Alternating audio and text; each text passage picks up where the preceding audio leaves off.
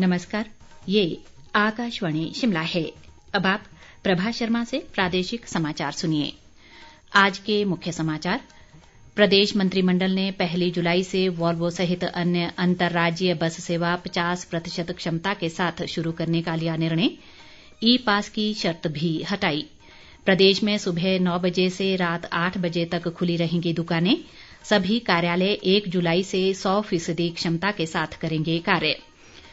उद्योग मंत्री बिक्रम ठाकुर ने केंद्रीय रेल मंत्री से प्रदेश की रेल परियोजनाओं के कार्यों में तेजी लाने का किया आग्रह। और प्रदेश में कोविड-19 टीकाकरण महाअभियान के दूसरे दिन आज 1 लाख से अधिक लाभार्थियों को लगाया गया टीका।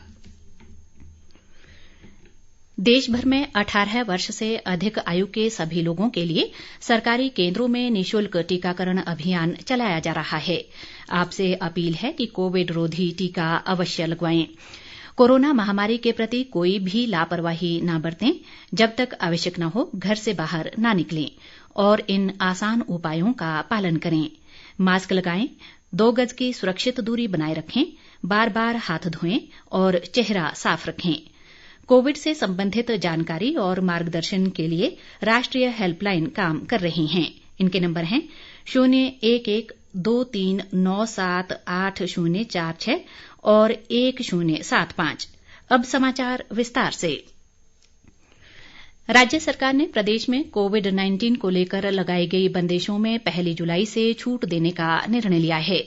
मुख्यमंत्री जयराम ठाकुर की अध्यक्षता में आज शिमला में हुई मंत्रिमंडल की बैठक में 1 जुलाई से 50% क्षमता के साथ वॉल्वो सहित अन्य अंतर्राज्यीय बस सेवा शुरू करने और ई पास की शर्त हटाने का फैसला भी लिया गया। बैठक में सभी दुकानों को सुबह 9 बजे से शाम 8 बजे तक, जबकि रेस्टोरेंट रात 10 बजे तक खुले रखने की अनुमति भी दी गई। अधिक ब्यौरे के साथ हमारे विशेष संवाददाता की रिपोर्ट।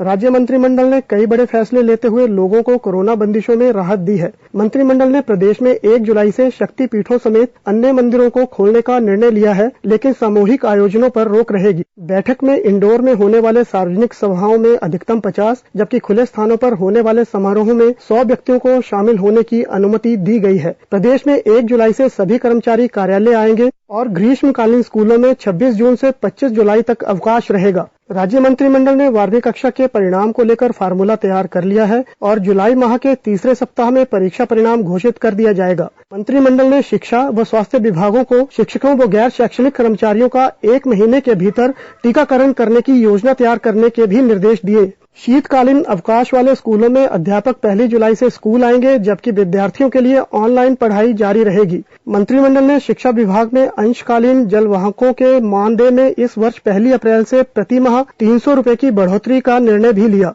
इससे 1252 जलवाहकों को लाभ होगा। इसके अलावा मंत्रिमंडल ने कोविड-19 की दूसरी लहर से निपटने के लिए विभिन्न स्वास्थ्य संस्थानों में 30 जून तक विभिन्न श्रेणियों के 1602 पद आउटसोर्स आधार पर भरने की सहमति प्रदान की। रितेश कपूर, आकाशवाणी समाचार, शिमला। केंद्रीय सड़क परिवहन व राजमार्ग मंत्री नितिन गडकरी 24 जून को मनाली आ रहे हैं और वे इस दौरान अटल टनल रोहतांग का निरीक्षण करेंगे। इस दौरान मुख्यमंत्री जयराम ठाकुर की मौजूदगी में केंद्रीय मंत्री प्रदेश के लिए विभिन्न राजमार्ग परियोजनाओं की आधारशिला व लोकार्पण भी करेंगे। बाद में केंद्रीय मंत्री प्रदेश में निर्माणाधीन सभी राष्ट्रीय राजमार्ग परियोजनाओं को लेकर एक समीक्षा बैठक भी करेंगे। इस दौरान मुख्यमंत्री जयराम ठाकुर और शिक्षा मंत्री गोविंद सिंह ठाकुर भी मौजूद रहेंगे। इससे पहले कल 23 जून को मुख्यमंत्री कुल्लू में वर्चुअल माध्यम से विभिन्न विकास परियोजनाओं के उद्घाटन व शिलान्यास करने के अलावा जिला प्रशासन के साथ बैठक भी करेंगे। शहरी विकास मंत्री सुरेश भारद्वाज ने कहा है कि लोक सेवा गारंटी अधिनियम के तहत 34 विभागों की 248 जन सेवाएं अधिसूचित की जा चुकी हैं। आज शिमला में स्वर्णिम हिमाचल दृष्टिपत्र 2017 के कार्यान्वयन के लिए गठित मंत्रिमंडल की उपसमिति की बैठक में उन्होंने ये बात कही। सुरेश भारद्वाज ने कहा कि 248 जन सेवाओं में से 110 सेवाएं ऑनलाइन, 30 सेवाएं ई डिस्ट्रिक्ट, जबकि 80 सेवाएं ईज ऑफ डूइंग बिजनेस के तहत प्रदान की जा रही हैं। उन्होंने कहा कि निर्धारित समय अवधि में सेवा उपलब्ध न करवाने पर 1,000 से 5,000 रुपए तक के जुर्माने का प्रावधान किया गया है। खाद्य आपूर्ति मंत्री राजेंद्र गर्ग ने कहा है कि खाद्य पदार्थों में गुणवत्ता के साथ कोई समझौता नहीं किया जाएगा। वे आज घुमारवीं में विभागीय अधिकारियों के साथ थोक गोदाम का औचक निरीक्षण करने के मौके पर बोल रहे थे। इस दौरान उन्होंने लोगों से कोविड बचाव को लेकर सरकार द्वारा जारी दिशा निर्देशों का पालन करने का आह्वान किया। राजेंद्र गर्ग ने भ्रांतियों को छोड़कर कोविड वैक्सीन का टीका लगाने का भी लोगों से आग्रह किया। उद्योग मंत्री बिक्रम ठाकुर ने आज नई दिल्ली में केंद्रीय रेल, वाणिज्य व उद्योग मंत्री पीयूष गोयल और केंद्रीय युवा कार्य व खेल राज्य मंत्री स्वतंत्र प्रभार किरेन रिजिजू से भेंट की। उन्होंने केंद्रीय रेल मंत्री से जगाधरी पांवटा साहिब रेल लाइन के सर्वेक्षण और भानुपल्ली बिलासपुर बैरी व चंडीगढ़ बद्दी रेल लाइन परियोजनाओं के कार्य में तेजी लाने का आग्रह किया। बिक्रम ठाकुर ने बद्दी में फार्मा टेस्टिंग लैब स्थापित करने और यहां से निर्यात योजना को लेकर व्यापार अधोसंरचना के तहत प्रस्तुत प्रस्ताव के लिए वित्तीय सहायता देने का अनुरोध भी किया। उन्होंने औद्योगिक विकास योजना को वर्ष 2024 तक विस्तार देने और हिमाचल प्रदेश को जम्मू कश्मीर के बराबर प्रोत्साहन प्रदान करने की भी बात कही। बिक्रम ठाकुर ने केंद्रीय खेल राज्य मंत्री से कांगड़ा जिला के परागपुर गांव में इंडोर स्पोर्ट्स हॉल के निर्माण संबंधी विस्तृत परियोजना रिपोर्ट पर जल्द स्वीकृति दिलाने का आग्रह किया। केंद्रीय मंत्रियों ने बिक्रम ठाकुर को हर संभव सहायता का आश्वासन दिया। प्रदेश में पिछले कल से शुरू हुए कोविड-19 प्रतिरोधी टीकाकरण महाअभियान में 18 से 44 वर्ष आयु वर्ग के लोग बड़ी संख्या में टीकाकरण के लिए आगे आ रहे हैं। स्वास्थ्य विभाग के एक प्रवक्ता ने बताया कि इस अभियान के अंतर्गत पिछले कल प्रदेश में 1 लाख से अधिक लोगों का टीकाकरण किया गया था। उन्होंने कहा कि कोविन पोर्टल के आंकड़ों के अनुसार प्रदेश में आज सायं 4 बजे तक 1,08,000 से अधिक लाभार्थियों ने अपना टीकाकरण करवाया है। प्रवक्ता ने बताया कि केंद्र सरकार द्वारा पर्याप्त मात्रा में वैक्सीन उपलब्ध करवाई जा रही है और राज्य में कोविड वैक्सीन की लगभग 7,33,810 खुराकें उपलब्ध हैं। उन्होंने कहा कि कल बुधवार को भी इस आयु वर्ग के लिए टीकाकरण सत्र का आयोजन किया जाएगा। प्रवक्ता ने कहा कि प्राथमिकता समूहों वाले लाभार्थी 45 वर्ष से अधिक आयु वर्ग के लोगों को वैक्सीन की दूसरी खुराक लगाने के लिए वीरवार, शुक्रवार और शनिवार को वैक्सीन सत्र आयोजित किए जाएंगे। प्रदेश में कोरोना संक्रमण के मामलों में गिरावट जारी है। प्रदेश में आज कोरोना के 188 नए मामले आए हैं, जबकि 314 लोगों ने कोरोना से जंग जीती है। राज्य में कोरोना संक्रमण के मामले बढ़कर 2,07,91 हो गए हैं, जिनमें से 2,276 सक्रिय मामले हैं, जबकि 1,95,055 लोग उपचार के बाद ठीक हो गए हैं। प्रदेश में आज कोरोना से 5 लोगों की मृत्यु हुई है और अब तक कोरोना से 3,437 लोगों ने जान गंवाई है। मुख्यमंत्री जयराम ठाकुर ने सूचना व जनसंपर्क विभाग के वरिष्ठ संपादक डॉक्टर रणजीत सिंह राणा के निधन पर शोक व्यक्त किया है। डॉक्टर राणा का आज सुबह पीजीआई चंडीगढ़ में निधन हो गया।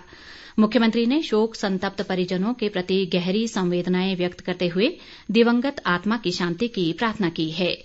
सूचना व जनसंपर्क विभाग के अतिरिक्त मुख्य सचिव जेसी शर्मा और विभाग के निदेशक हरबंस सिंह ब्रसकोन ने भी डॉक्टर राणा के निधन पर शोक व्यक्त किया है। विभाग के अधिकारियों व कर्मचारियों ने डॉक्टर राणा के निधन पर शोक सभा का आयोजन कर 2 मिनट का मौन रखा। उन्होंने कहा कि डॉक्टर राणा ने विभाग को अपनी मूल्यवान सेवाएं दी हैं, जिनके लिए उन्हें हमेशा याद रखा जाएगा।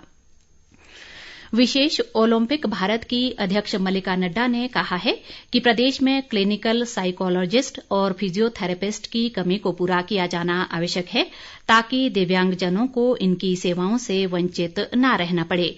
कला संस्कृति व भाषा अकादमी के साहित्य कला संवाद के दौरान उन्होंने ये बात कही। मल्लिका नड्डा ने कहा कि बिलासपुर में वर्ष 1998 में चेतना संस्था का गठन कर दिव्यांगों को आत्मनिर्भर बनाने के लिए कार्य शुरू किया गया। उन्होंने कहा कि संस्था द्वारा संचालित प्रशिक्षण केंद्रों के माध्यम से व्यावसायिक प्रशिक्षण और स्वरोजगार कौशल प्रदान कर समाज के कमजोर वर्गों की सहायता व उत्थान के लिए कार्य किया जा रहा है। मल्लिका नड्डा ने दिव्यांगजनों की क्षमताओं को देखते हुए उन्हें रोजगार के अवसर उपलब्ध करवाने और खेल जगत में आर्थिक तौर पर सम्मानित करने पर बल दिया। छठे राज्य वित्त आयोग के अध्यक्ष सतपाल सिंह सत्ती ने ऊना जिले की कुठार कलां पंचायत में आज 60 लाख रुपए की लागत से निर्मित सिंचाई परियोजना का शुभारंभ किया। इससे किसानों की 31 हेक्टेयर भूमि को सिंचाई सुविधा मिलेगी। इस अवसर पर सत्ती ने कहा कि सरकार किसानों की आय दोगुना करने के लिए प्रयासरत है और कोरोना कर्फ्यू के दौरान एफसीआई के माध्यम से प्रदेश के किसानों से 1 लाख क्विंटल से अधिक रिकॉर्ड गेहूं की खरीद की गई। अंत में मुख्य समाचार एक बार फिर। प्रदेश मंत्रिमंडल ने 1 जुलाई से वॉल्वो सहित अन्य अंतर्राज्यीय बस सेवा 50% क्षमता के साथ शुरू करने का लिया निर्णय। ई पास की शर्त भी हटाई। प्रदेश में सुबह 9 बजे से रात 8 बजे तक खुली रहेंगी दुकानें। सभी कार्यालय 1 जुलाई से 100% क्षमता के साथ करेंगे कार्य। उद्योग मंत्री बिक्रम ठाकुर ने केंद्रीय रेल मंत्री से प्रदेश की रेल परियोजनाओं के कार्यों में तेजी लाने का किया आग्रह।